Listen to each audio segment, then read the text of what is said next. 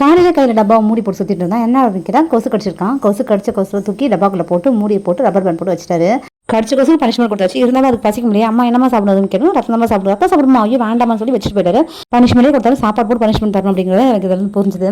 அதுக்கப்புறம் பார்த்தீங்கன்னா பசங்க கொழுக்கடை இருந்தாங்க. விநாயகர் சதுர்த்தி செஞ்ச கொழுக்கட்டை நல்லா இருந்து சொல்லி மறுபடியும் கொழுக்கடை செஞ்சு கொடுமா அப்படின்னு கேட்டாங்க. பெரிய பையன் ஸ்கூலுக்கு போயிட்டாங்க, சின்ன பையனுக்கு லீவ் தான். அதுக்கப்புறம் கொழுக்கட்டை வந்து செஞ்சேன், பிடி கொழுக்கட்டை. அதுக்கப்புறம் பூர்ண கொழுக்கட்டை ரெண்டுமே செஞ்சேன். பூர்ண கொழுக்கட்டை தான் பசங்க கேட்டாங்க. பிடி கொழுக்கட்டை எனக்கு ரொம்ப பிடிக்கும் அப்படின்னு அதையுமே சேர்த்து செஞ்சிருந்தேன் நான். ஸோ அதெல்லாம் பசங்களுக்காக செஞ்சு கொடுத்துட்டு என் ஃப்ரெண்டுக்குமே கப்பில் போட்டு பேக் பண்ணி கொடுத்து விட்டாச்சு.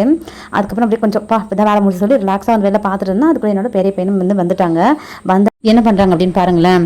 என்ன விளையாட்டுறாங்க கிட்ட பார்த்தா ஐஸ் கட்டிங்க ஃப்ரிட்ஜுக்குள்ளே நம்ம ஃப்ரீசரில் மேலே படிஞ்சிருக்கு இல்லையா, அதை எல்லாத்தையும் எடுத்து பால் மாதிரி பிடிச்சி வச்சுட்டு கேட்டால் ஸ்னோ பாலாமா.